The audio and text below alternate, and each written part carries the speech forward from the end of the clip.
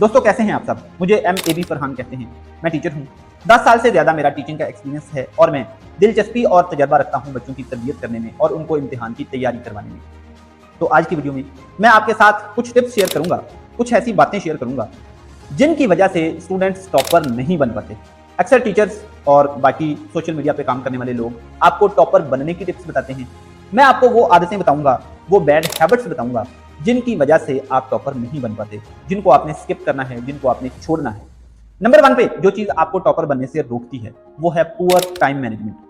आप दोस्तों में बैठते हो तो दोस्तों में ही बैठे रहते हो, आप खेलने लगते हो तो खेलते ही रहते हो, आप बाजार जाते हो तो चलने फिरने में आवारागर्दी में ही टाइम ज़ाया करते रहते हो, आप घर में कोई मोबाइल गेम खेलने बैठे हो या घर वालों के साथ गपशप करने बैठे हो, घंटों ज़ाया हो रहे हैं, आप परवाह ही नहीं करते हो। तो पुअर टाइम मैनेजमेंट जो है ये किसी भी स्टूडेंट को टॉपर नहीं बनने देती है। इसका मतलब ये है कि टॉपर वही बनते हैं जो टाइम को अच्छा मैनेज करते हैं, टाइम टेबल बना के पढ़ते हैं, टाइम की इंपॉर्टेंस को समझते हैं। एक एक दिन आपका कीमती होता है। अगर आपका कोई बड़ा गोल है, आपका कोई बड़ा मकसद है, आप टॉपर बनना चाहते हो, कामयाब होना चाहते हो, तो आपको पुअर टाइम मैनेजमेंट छोड़नी होगी। और टाइम मेरा बेटा पैसे से भी ज्यादा कीमती चीज है। पैसा तो आपको किसी भी वक्त खोया हुआ पैसा दोबारा मिल सकता है, टाइम दोबारा नहीं मिल सकता है। इसलिए आपने टाइम को अच्छा मैनेज करके पढ़ना है। नंबर 2 पे बुरी हैबिट जो आपको टॉपर स्टूडेंट बनने नहीं देती है वो है स्किपिंग योर रिवीजन्स। रिवीजन को आपने लाजमी करना है।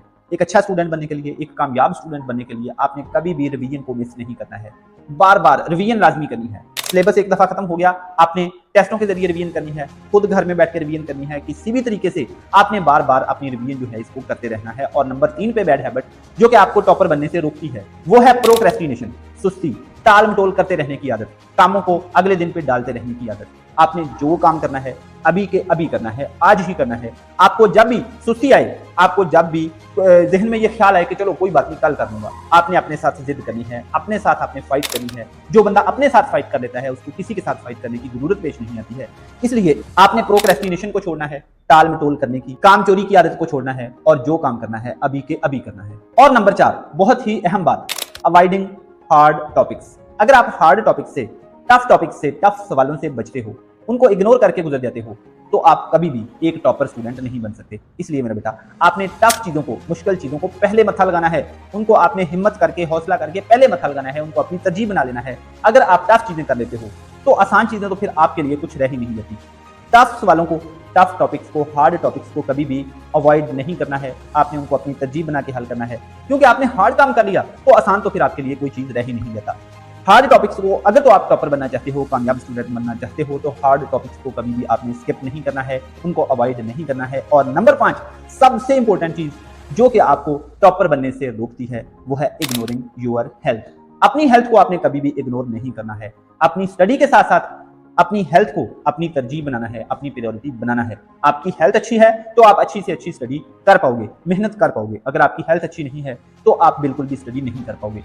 आपने ज्यादा पानी पीना है, फ्रूट का इस्तेमाल ज्यादा करना है, सुबह या शाम की वॉक जो है इसको अपनी रूटीन में, डेली रूटीन में, डेली के टाइम टेबल में, अपनी स्टडी के टाइम टेबल के साथ साथ आपने टाइम टेबल बनाना है जिसमें आप सुबह या शाम को 1 घंटा रखेंगे, जिसमें आप वॉक करें, एक्सरसाइज करें, जिम करें या कुछ भी ऐसी एक्टिविटी करें जिससे आपको पसीना आए।